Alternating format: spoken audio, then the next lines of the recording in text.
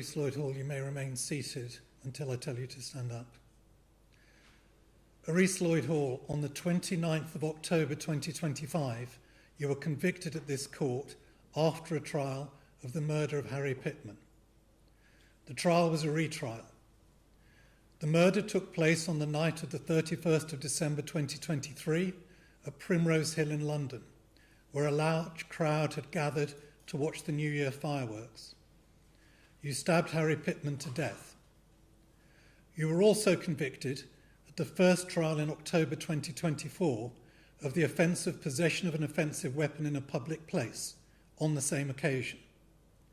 It is now my duty to sentence you for these offences. You were born on the 31st of July 2007. You were 16 years and 5 months old on the date of these offences. You are now 18. Harry was himself only 16 years old when you took his life. There is only one sentence that the law allows me to pass for the offence of murder when it is committed by a person of the age you were at the time of this offence. It is a sentence of detention at His Majesty's pleasure. This sentence is the equivalent of the sentence of life imprisonment for adults, and it has the same effect. That is the sentence that I will pass, but I am also required by Schedule 21 to the Sentencing Act 2020 to specify a minimum term which must elapse before you can be considered for release on licence. It is important to stress two matters at the outset. The first is that you and everyone concerned with this case or reading or reporting this sentence should understand what your sentence of detention at His Majesty's pleasure for murder in fact means. The minimum term is not a fixed term after which you will automatically qualify for release. Rather, it is the minimum term that you must spend in custody before your case can be considered by the parole board. There is no guarantee that an offender upon whom a minimum term order has been imposed will be released once the minimum term has expired or at any particular time thereafter. The parole board will, when the minimum term has expired, consider whether your continued imprisonment is necessary for the protection of the public or whether you are fit to be released. If and when you are released, you will be subject to licence, and this will remain the case for the rest of your life. If for any reason your licence were to be revoked, such as if you reoffend, you will be recalled to continue to serve your sentence in custody. You will therefore face the consequences for the rest of your life. The second matter is this.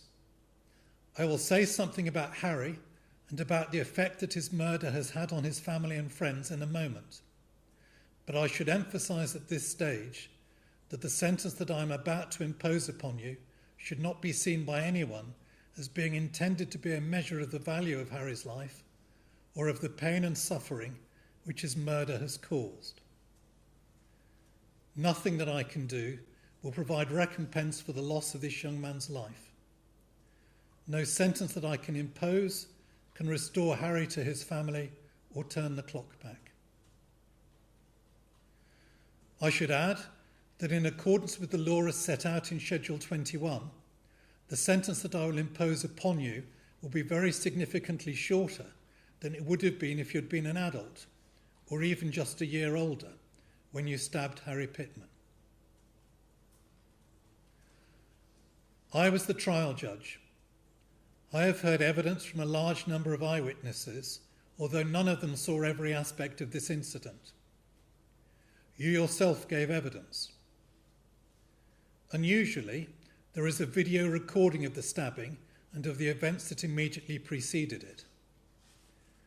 This was taken on her phone by a young woman who was intending to film the fireworks and who, bravely, turned her phone camera towards the incident as it started to unfold.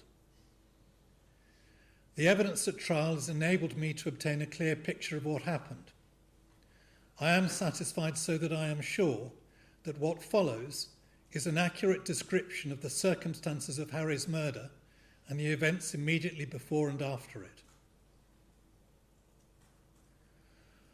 On the late evening of the 31st of December 2023, hundreds, if not thousands, of people went to Primrose Hill in London to watch the New Year fireworks.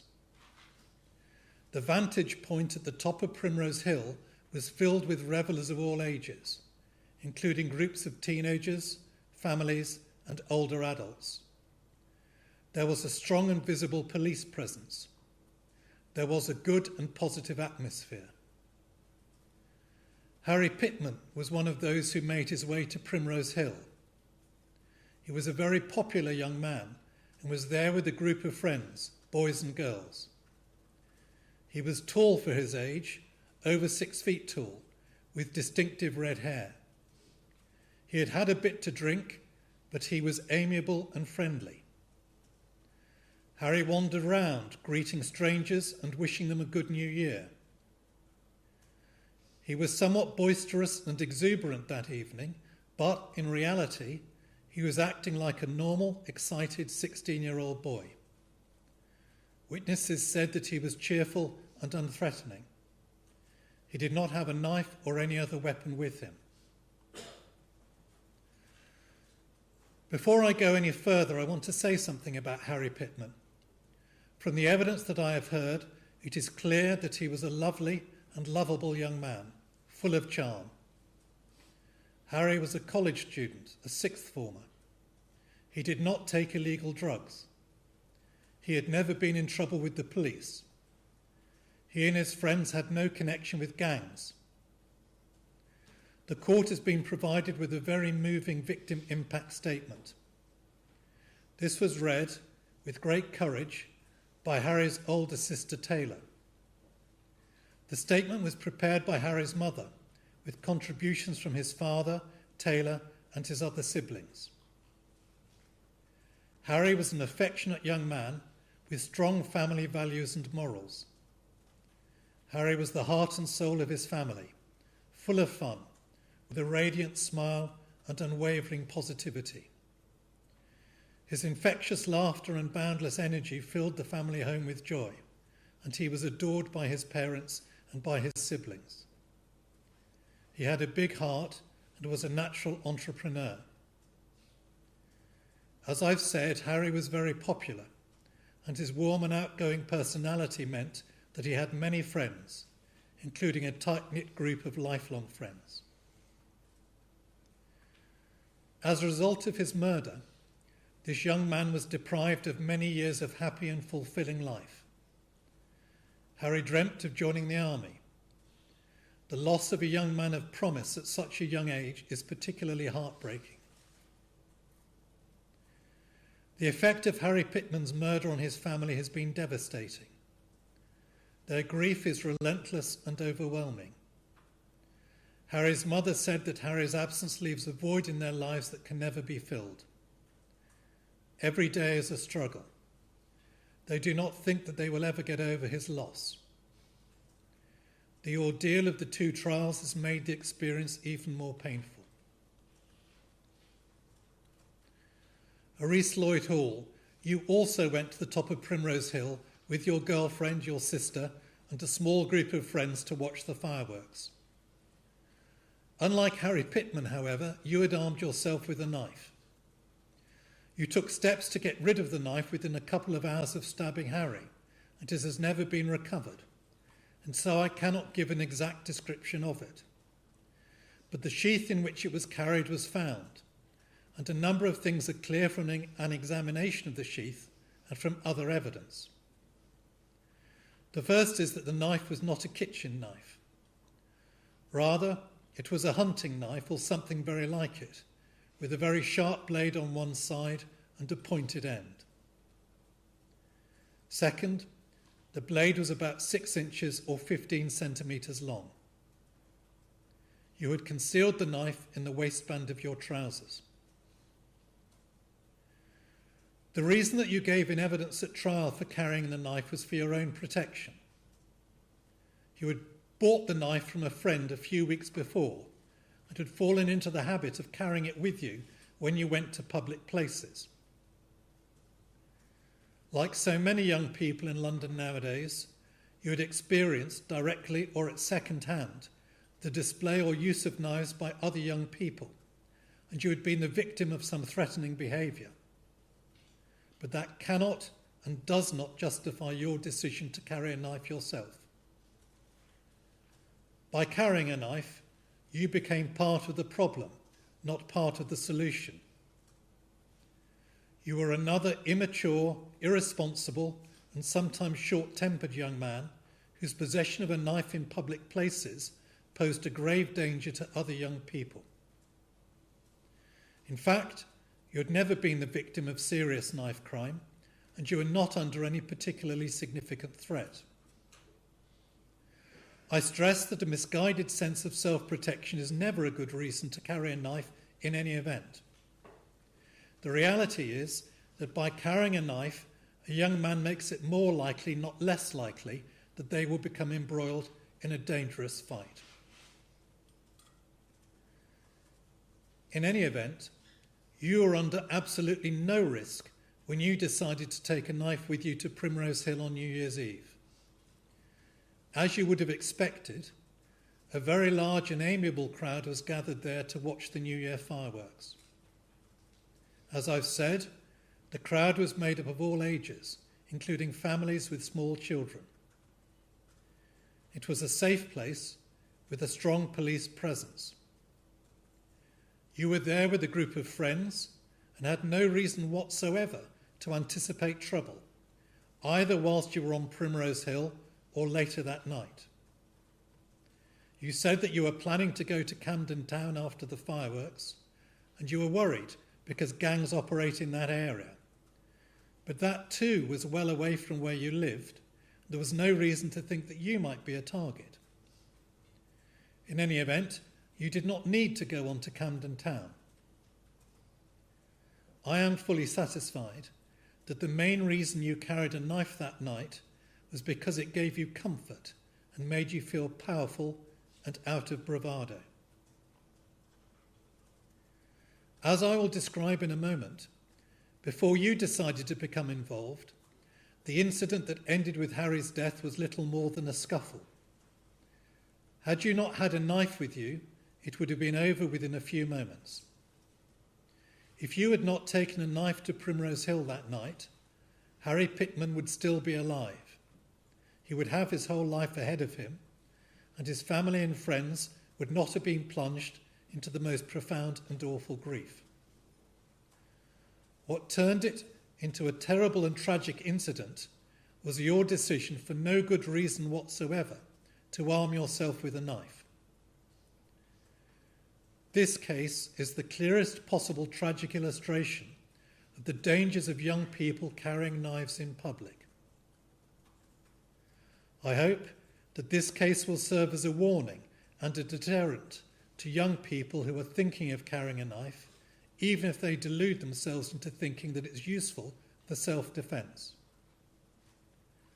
Far too many young people have been killed or horribly injured by knife crime in our cities, and many others spend what should have been the best years of their lives in prison because of their bad choices.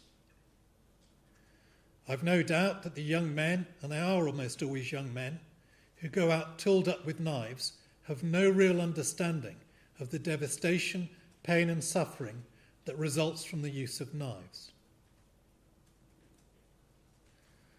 I now come on to describe the incident which ended with Harry's death. It happened just after 11:30 p.m. It started off as something trivial. Harry had been larking about with his friends and accidentally stumbled backwards into a young man who was one of your friends. The young man retaliated by going up to Harry and tapping the back of his head. The two young men squared up to each other. There was pushing and a few punches were thrown. Your friend fell to the ground and a brief brawl resulted. Harry punched another of your friends. Neither of your friends was seriously hurt and neither needed medical treatment.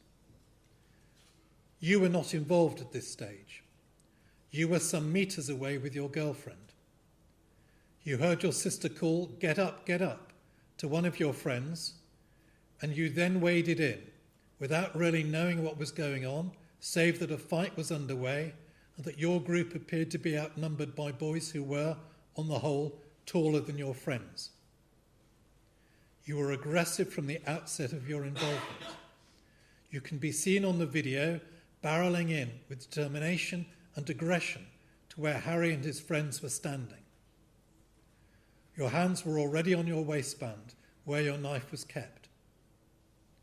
You were showing the knife with the view to making Harry and his friends back off. As is so often the case, however, the situation was confused, and I have no doubt that Harry and his friends did not even see the knife, which was half hidden behind your shoulder bag. Harry was swinging around and wildly aimed a punch at you, which only half connected with your face, which did not significantly injure you or even hurt you. You tried to dodge the punch, and then, with a single movement, you pulled the knife out of your waistband and swung it up above your head and down into Harry's neck, tip first. The sharp tip of the knife penetrated Harry's skin and drove down into his lung, severing his jugular vein on the way. This blow is captured on the video. You then pulled the knife out again in an equally quick motion. The whole incident took a very few seconds. The knife had been in the sheath when it was in your waistband, but it was out of the sheath when it made contact with Harry's neck.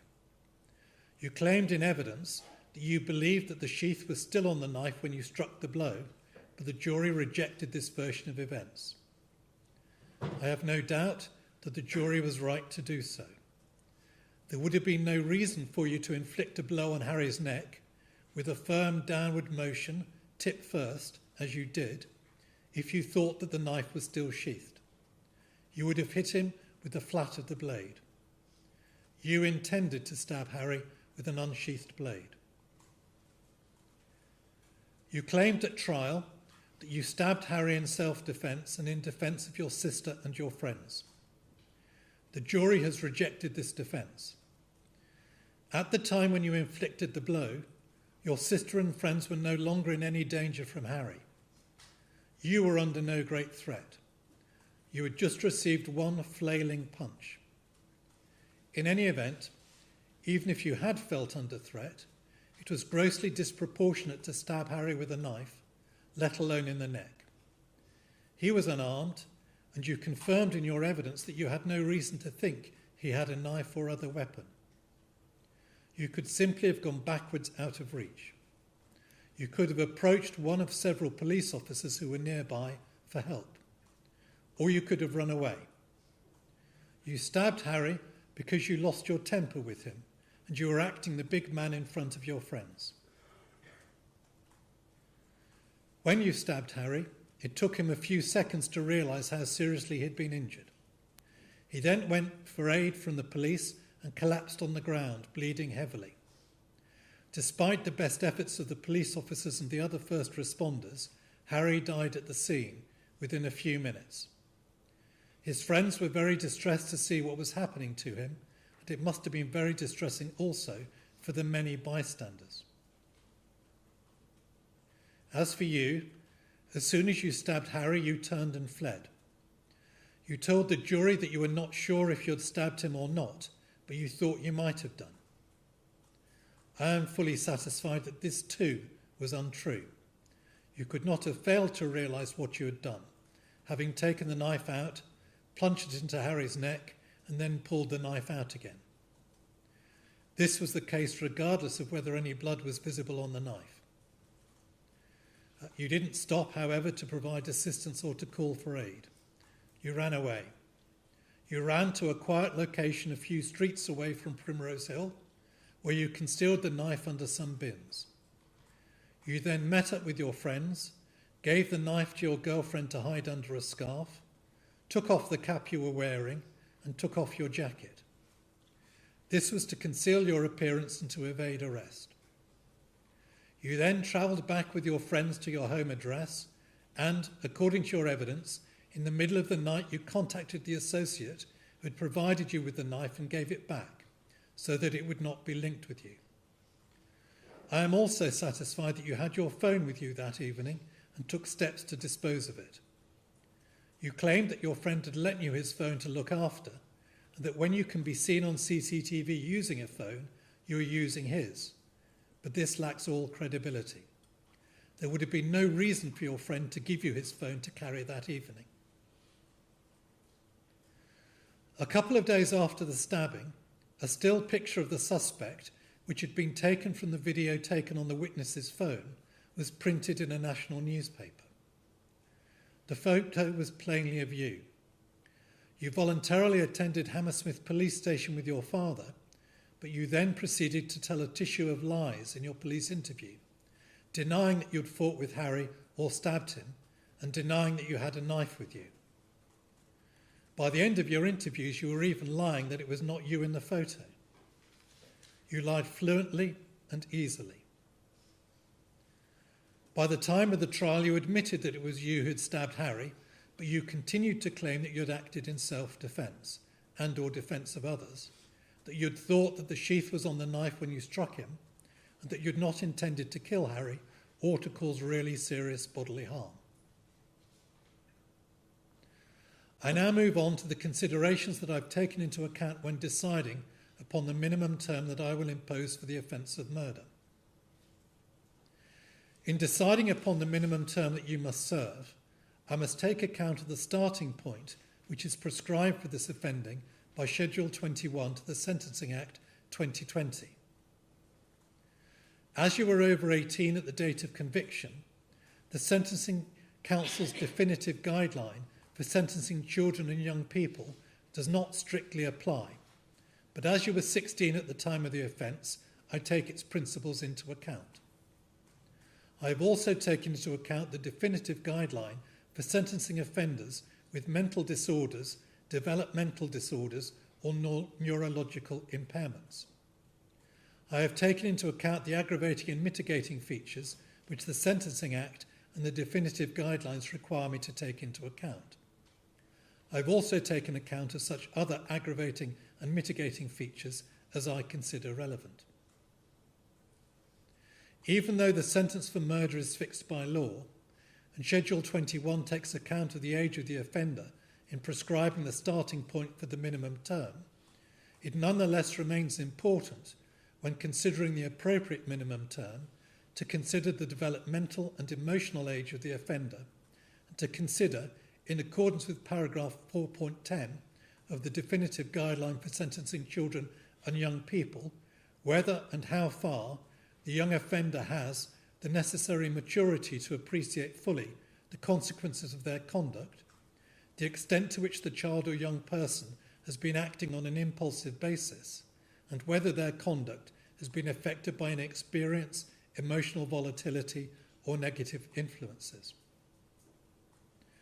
The definitive guideline states that there is an expectation that in general a child or young person will be dealt with less severely than an adult offender.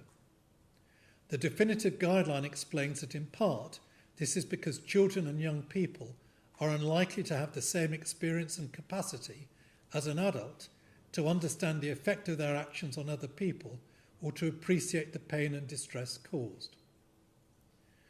This principle is reflected in the Sentencing Act Schedule 21, which provides, as I have said, for different starting points for children and young persons on the one hand and for adults on the other. I bear in mind also that, as has been stressed by the Court of Appeal on a number of occasions recently, an offender's level of maturity may not necessarily align with their chronological age. The sentencing judge must consider the offender's level of maturity at the time of the offence and assess the extent to which young age and lack of maturity reduce the offender's culpability in committing the murder. Every case, of course, depends on its own facts. I begin by identifying the appropriate starting point for determining the minimum term in your case. The starting point depends upon whether I am satisfied so that I am sure that you brought the knife to the scene intending to have it available for use as a weapon. If so, then the appropriate starting point for the minimum term for an offender who was 16 years old at the time of the murder is 17 years. If not, the appropriate starting point is 10 years. I accept that the mere fact that you were convicted by a jury of the offensive weapon offence does not necessarily mean that the first jury was sure that you had this intention. I have to decide this issue for myself. Having considered the evidence carefully, I am sure that you took the knife that you used to kill Harry Pitman to the scene, intending to have it available for use as a weapon. The Court of Appeal has made clear that it is not necessary for this condition to be satisfied, that the offender intended in advance to use the knife at the scene, or that he expected to do so. It is not necessary that you were specifically contemplating trouble that night, or that you were actively seeking it out. It is enough that you intended to have the knife available for use as a weapon if and when the need arose. I am fully satisfied that this was the basis upon which you took the knife with you to Primrose Hill. You did not expect trouble, and you hoped that if trouble arose, it would be enough for you to flash the knife to scare off your opponent. But I have no doubt that when you went there that evening, you were prepared to go further and to use the knife to stab if and when the need arose. I do not find it credible that you are carrying round this 6-inch knife merely for show and nothing more. The video shows that you had your hands on the knife from the outset of the incident. I am satisfied that either the knife was already undone from its restraining strap, or you undid the strap. In either case, because you were fully prepared to use the knife if you thought you needed to do so. Furthermore, whilst I recognise that the fact that you used the knife does not automatically mean that you had all along intended to have it available for use as a weapon if and when the need arose, I consider that the fact that you were willing to make use of the knife so quickly when you joined the fight strongly indicates that you had this intention. You had no hesitation in using it a very few seconds after the incident began. This means that the starting point is a minimum term of 17 years. The starting point is not necessarily the end point, however. I must take account of the circumstances of the offence and the aggravating and mitigating factors before arriving at an appropriate minimum term. I will begin with the aggravating features. None of the aggravating factors referred to in paragraph 9 of Schedule 21 to the Sentencing Act applies. The major aggravating factor that you took a knife to the scene is already taken into account in the starting point. However, there are a number of other aggravating factors. First, the offence took place at night in a crowded public place. This is a significant aggravating factor. That was the place to which you took the knife. It is clear that the murder of Harry Pitman had a traumatic effect on his friends, all teenagers, and on other members of the public who witnessed the attack or who saw the immediate aftermath when Harry collapsed and was given CPR. I fear that the effects of this will be felt by Harry's friends for many years to come. Several of them had to give evidence in court during the 2 trials that have taken place. A second aggravating factor, though not an uncommon one, is that you ran away immediately after stabbing Harry. You did not stop to give assistance. Third, you took steps to conceal and then get rid of the knife, and you almost immediately altered your clothing so as to evade recognition. You later got rid of the clothes that you'd been wearing that night. Also, as I've said, I am satisfied that you had your phone with you that night and that you got rid of it. You had smoked cannabis and consumed alcohol earlier in the day, but the evidence was unclear as to whether you were still feeling the effects, and so I will not treat this as an aggravating factor. These aggravating factors taken together would justify an increase of 1 year from the starting point. I move on to mitigation. There are a number of mitigating factors which must be taken into account. First, this offence was not planned or premeditated. It was impulsive. You and Harry were complete strangers to each other. There was no prior hostility. Your decision to stab Harry and then to carry it out was the work of an instant. There was a single blow. You acted on the spur of the moment and without prior reflection. In your evidence, you said that you did the act without thinking, as if to distance yourself from it. But this mitigating factor only goes so far. The decision to go to Primrose Hill armed with a knife was not impulsive. It was a positive choice on your part to pull out a knife and to stab Harry in a very vulnerable part of his body, even if you'd not spent much time thinking about it. Second, I cannot be sure that you intended to kill Harry Pitman. This is some mitigation, but in the circumstances of this case, it's relatively limited. It would be obvious to anyone who viewed the motion that you used to inflict the blow on Harry, forcefully driving the sharp tip of a knife downwards into your victim's neck, that this would be likely to result in death. It was bound to hit the victim's lungs or heart. Whilst I'm satisfied that you acted so quickly that you didn't think through the likely impact upon Harry, the fact remains that you made a positive choice to stab Harry with force in the neck, and you must have been aware in that split second that death or very serious injury would undoubtedly result. In the moment, you did not care if he lived or died. Put another way, the mitigating value of the fact that you didn't intend to kill Harry is to some extent undermined by the sudden and disproportionate violence that you inflicted upon him. It is also undermined by the fact that you'd gone to the scene with a weapon, prepared to use it if you felt the need.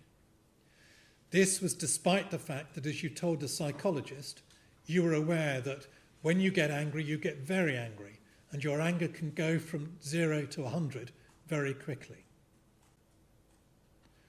I do not consider that your stated desire to defend yourself, your sister and your friends provides any significant mitigation. As I have said, by the time you stabbed Harry, neither your sister nor your friends were in any real danger. It is true that Harry had just punched you, but you had other options apart from pulling out the knife and stabbing. You could have moved away. You could have gone to the police who were nearby. You did not pull out the knife and wave it at Harry. You immediately stabbed him. Harry was completely unarmed, as were his friends, and you knew this. Your response was completely out of proportion to any threat that you might have been feeling. The third mitigating factor for which some allowance must be made is your immaturity. Your age has been taken into account already through the statutory starting point, which is substantially lower than it would have been if you had been 18 or even 17 at the time of the murder. However, I make some further allowance for the fact that it is clear that you were somewhat immature for your age. It is relevant as regards maturity for your age that you had some schooling difficulties, that you had been the subject of a statement of special educational needs. Also, your parents are separated, and I was told that you witnessed some domestic violence in the past. But, having said that, you've not had the very difficult and chaotic upbringing that has been suffered by many defendants who appear before the courts, having committed offences such as these. The level of your immaturity must not be overstated, however. None of the expert reports I've seen refers to immaturity. Your decision to stab Harry was impulsive, but your actions thereafter were careful and calculating. When you were interviewed by the police after this incident, you showed cunning and presence of mind in concocting a false narrative and then by adjusting it as the police pointed out inconsistencies in it. This does not suggest a very great deal of immaturity. The next issue in relation to mitigation is concerned with the evidence that was provided by the expert psychiatrists and psychologists about your mental state and related conditions. I have reread their reports.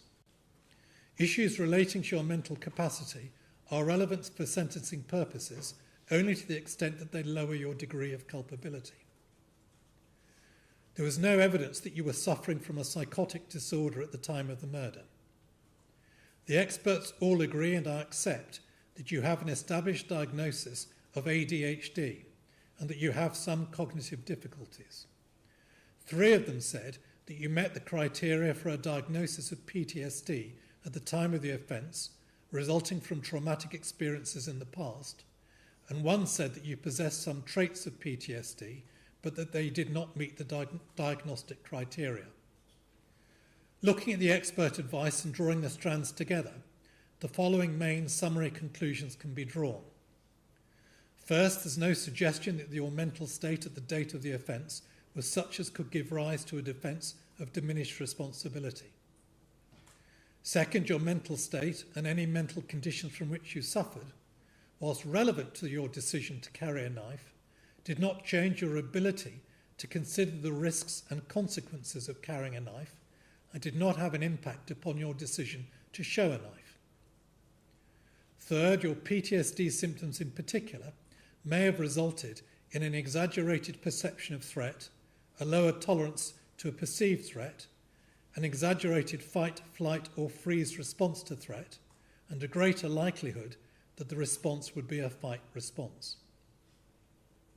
In my judgment, therefore, your PTSD symptoms, your ADHD and your cognitive difficulties are likely to have contributed to your impulsivity, and, as I have said, I take this into account as a mitigating factor. Accordingly, the expert psychiatric and psychological evidence provides some mitigation. However, you knew right from wrong. Your mental health conditions do not justify or explain your decision to carry and show a knife. Bringing the knife to the scene was a key aspect of this offence. Moreover, even if your PTSD symptoms led to an exaggerated perception of threat, a lower tolerance of it, and a greater likelihood of a fight response, none of this goes anywhere near to fully explaining your decision to pull out a knife and to stab Harry Pitman. This was an extreme reaction to the situation that you found yourself in, which cannot fully or even substantially be explained by the impact upon your conditions, the impact that your conditions had upon your perception of threat or upon the way that you responded to the perceived threat. One further mitigating factor is that you are of previous good character. You have no convictions, reprimands, warnings or cautions recorded against you. Prior to this incident, you were not known to police or identified as connected to any gangs. These aggravating factors taken together justify a reduction of 2 years in what would otherwise be the sentence. I now come to the sentences. Areece Lloyd-Hall, stand up. I will deal first with the sentence for possessing an offensive weapon in a public place. As the fact that you took a knife to the scene will be taken into account in your minimum term for murder, I will pass a concurrent sentence for this offence, and I can deal with it briefly. This is a Category A1 offence under the relevant adult sentencing guideline. If you had been an adult offender, I would have imposed a custodial term of 2 years imprisonment. There is a separate sentencing guideline for young offenders. As you were 16 years old at the time of the offence and 17 at the time of conviction, I sentenced you to a detention and training order for 16 months for this offence. As you're now over 18, this is to be treated as if you were sentenced to detention in a young offender institution for the same term. However, as I've said, this will be served concurrently with the sentence for murder that I'm now about to pass. I now come to the sentence for murder. The qualifying days that you've spent in custody will count towards the minimum term for murder. The time spent in custody to date is 675 days. The appropriate statutory victim surcharge will be applied. Areece Lloyd-Hall, for the murder of Harry Pitman, I sentenced you to detention at His Majesty's pleasure. Taking account of all of the relevant circumstances and the aggravating and mitigating factors that I've set out, the minimum term will be 16 years, minus 675 days to take account of time spent on remand. This results in a sentence of 14 years and 56 days. Now sit down, but stay there a little while longer. Finally, I want to explain to you what this means in practice. You've been sentenced for 2 offences. The sentence for possession of an offensive weapon in a public place is a 16-month detention and training order, which will be served alongside the sentence for murder. You will not serve extra time for this offence. This is because the fact that you brought a knife to the scene, which is the basis for the offensive weapon offence, has been taken into account in your sentence for murder. The sentence for murder is fixed by law. This means there's only one sentence I can give you. For a person your age, it is called detention during His Majesty's pleasure.